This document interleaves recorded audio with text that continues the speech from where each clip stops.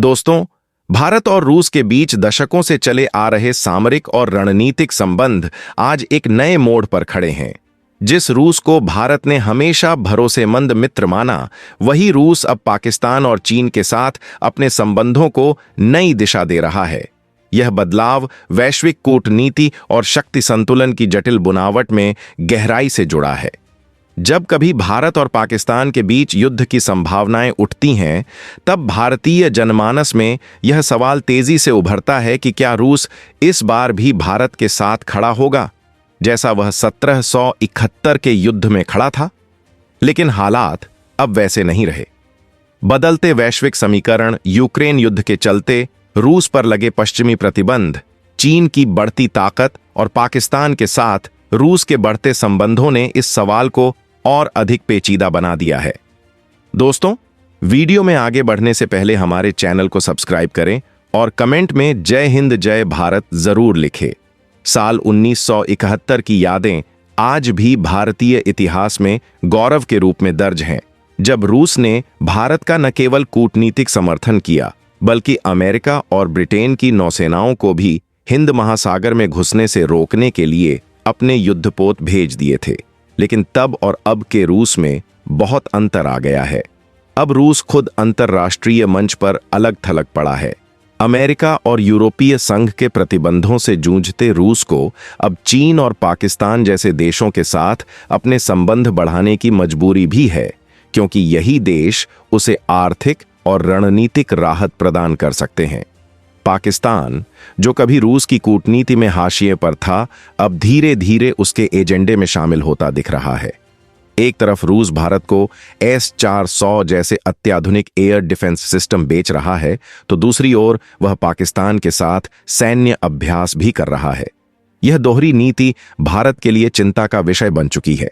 भारत, जो खुद को एक रणनीतिक रूप से स्वतंत्र राष्ट्र के रूप में प्रस्तुत करता है, अब यह महसूस कर रहा है कि केवल पारंपरिक मित्रता के भरोसे अपनी राष्ट्रीय सुरक्षा को नहीं छोड़ा जा सकता। भारत की विदेश नीति में यह बदलाव साफ झलकता है कि वह अब बहुपक्षीय कूटनीति की ओर अग्रसर है। अमेरिका, फ्रांस, जापान और इजरायल जैसे देशों के साथ भी रक्षा सहयोग बढ़ाया जा रहा है। इस पूरी कूटनीतिक पृष्ठभूमि में अगर भविष्य में भारत और पाकिस्तान के बीच युद्ध होता है, तो यह जरूरी नहीं कि रूस उसी तरह खुलकर भारत के पक्ष में खड़ा हो जैसा उसने अतीत में किया था। रूस की स्थिति अब आर्थिक रूप से भी पहले जैसी नहीं है। यूक्रेन युद्ध ने उसके संसाधनों पर गंभीर प्रभाव डाला है और वह एक साथ कई मोर्चों पर समर्थन देने में सक्षम नहीं रहा। इसके अलावा पाकिस्तान भी अब रूस के साथ ऊर्जा समझौतों और अन्य व्यापारिक संबंधों की दिशा में कदम बढ़ा रहा है। यह समीकरण भारत की रणनीति को पुनर्विचार करने पर मजबूर कर रहा है। दूसरी ओर भारत अब केवल भरोसे के आधार पर नहीं, बल्कि अपनी रक्षा क्षमताओं को मजबूत करते हुए संभावित खतरे की हर स्थिति के लिए तैयार रहने की नीति अपना चुका है।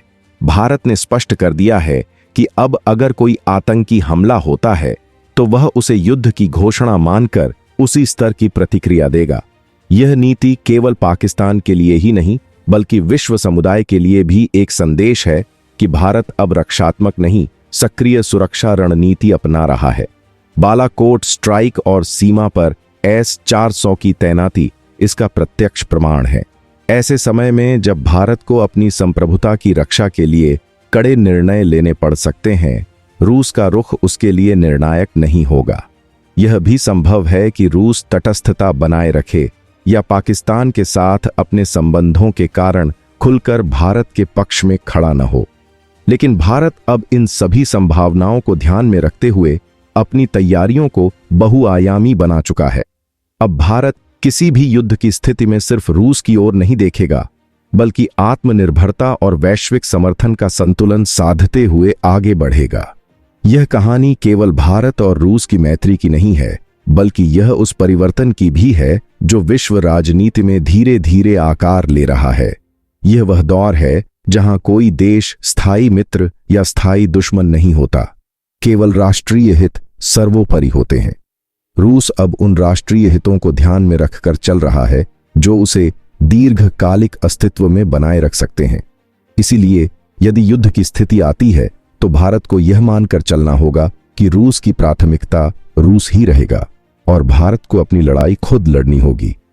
भारत अब वैश्विक मंच पर एक परिपक्व और विवेकशील शक्ति के रूप में उभारा है। वर्षों से चली आ रही गुट निरपेक्ष नीति ने उसे यह सिखा दिया है कि जब संकट आता है तो दुनिया के बड़े बड़े देश अपने अपने हितों की रक्षा में लग जाते हैं।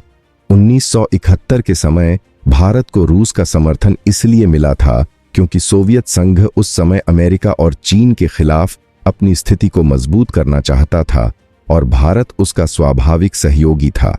लेकिन अब अंतर्राष्ट्रीय परिदृश्य पूरी तरह बदल चुका है। चीन, जो कभी रूस का प्रतिद्वंद्वी हुआ करता था, अब रूस का रणनीतिक साझेदार बन चुका है। यही चीन पाकिस्तान का भी सबसे बड़ा सहयोगी है और यही त्रिकोणीय समीकरण आज भारत की सुरक्षा नीति के केंद्र में आ गया है। लड़ाई खुद लड़नी होगी। भारत अब वैश्विक मंच पर एक परिपक्व और विवेकशील शक्ति के रूप में उभारा है। वर्षों से चली आ रही गुट निरपेक्ष नीति ने उसे यह सिखा दिया है कि जब संकट आता है तो दुनिया के बड़े बड़े देश अपने अपने हितों की रक्षा में लग जाते हैं।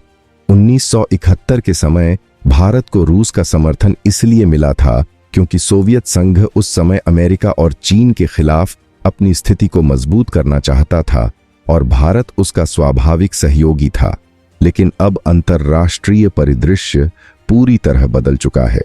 चीन, जो कभी रूस का प्रतिद्वंद्वी हुआ करता था, अब रूस का रणनीतिक साझेदार बन चुका है।